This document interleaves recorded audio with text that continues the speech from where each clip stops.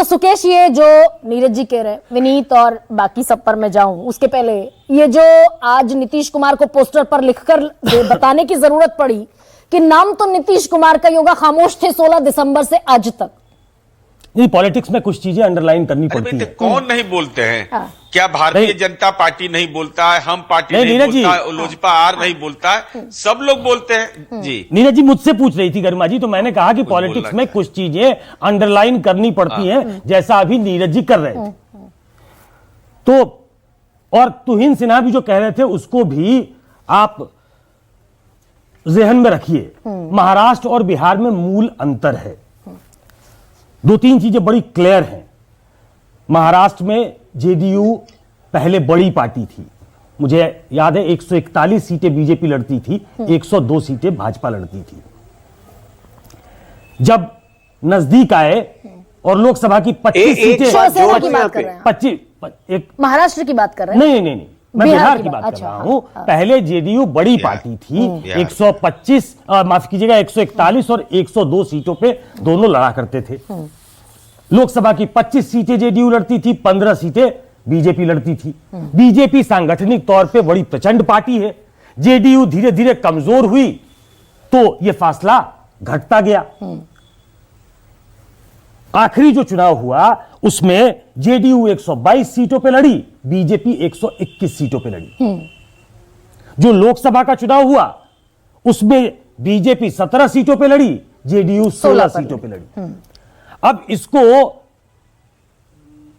इसके समानांतर खड़ा करिए महाराष्ट्र को। 148 सीटों पे बीजेपी लड़ी, 81 सीटों पे शिवसेना लड़ी और 52 सीटों पे अजीत पवार की पार्टी लड़ी। बहुत का अंतर है। तो एक तो बिहार और महाराष्ट्र को समानांतर नहीं खींच सकते। दूसरा, एक जो अभी जो सरकार बनी है केंद्र में और जो वहां के नतीजे आए, तो जो एक आम तौर पे एक परसेप्शन बनाया गया था कि नीतीश कुमार कमजोर हो गए हैं, जो कि हो गए हैं, वो उतने एक्टिव नहीं दिखते हैं। एक फटीग फैक्टर भी है, 20 साल से करीब वो मुख्यमंत्री हैं, 19 सालों से। उसके बाद भी जेडीयू 12 सीटें जीती 16 में, स्ट्राइक और बेटर था। बीजेपी 17 में 12 सीटें जीते। तो ऐसे में जो बैलेंसिंग फैक्टर है बिहार की राजनीति का, वो पिछले 2-2.5 दशकों से नीतीश कुमार हैं। और उन्होंने समय समय पे ये दिखाया है कि वो जिस तरफ जाएंगे पलड़ा उस तरफ भारी हो जाएगा। तो अमित शाह ट्रायल बलून छोड़ा है, देश के गृह मंत्री ने बड़े हार्ड बार्गेनर हैं। खंगालने की कोशिश की है क्या बिहार को और नीतीश कुमार को? अमित शाह एक थर्मामीटर लगा के हो सकता है देखने की कोशिश कर रहे होंगे। उन्होंने कहा पार्लियामेंट्री बोर्ड तय करेगा, वो पार्लियामेंट्री बोर्ड के भी मेंबर है, वो सीईसी के भी मेंबर है, वो बीजेपी के सबसे महत्वपूर्ण नेताओं में है। लेकिन ये कहना उनकी तरफ से भी एक इशारा था भाजपा के कार्यकर्ताओं के लिए। देखिए, वहां भाजपा के कार्यकर्ता पिछली बार बड़ी पार्टी होने के बावजूद उनका मुख्यमंत्री नहीं हो पाया, और ये हसरत बहुत दिनों से बीजेपी की है कि हमारा मुख्यमंत्री हो। और शायद इसी को वो वॉइस देते हुए नजर आए कि इसको थोड़ा डायलेमा में रखा जाए। लेकिन नीतीश कुमार, इसके पहले अश्विनी चौबे भी यही कह रहे थे। नहीं, अश्विनी चौबे कहें, अश्विनी चौबे का बीजेपी पूर्ण बहुमत की सरकार उसके बाद बीजेपी के कई नेताओं ने कहा इस लोकसभा चुनाव के बाद कि नीतीश नहीं होते तो हम नहीं जीतते, ऑन रिकॉर्ड कह दिया उन्होंने। तो वो अश्विनी चौबे और अमित शाह के बयान में अंतर है, दोनों के कद में भी अंतर है। अमित शाह ने उसको आवाज दी है, उस सोच को,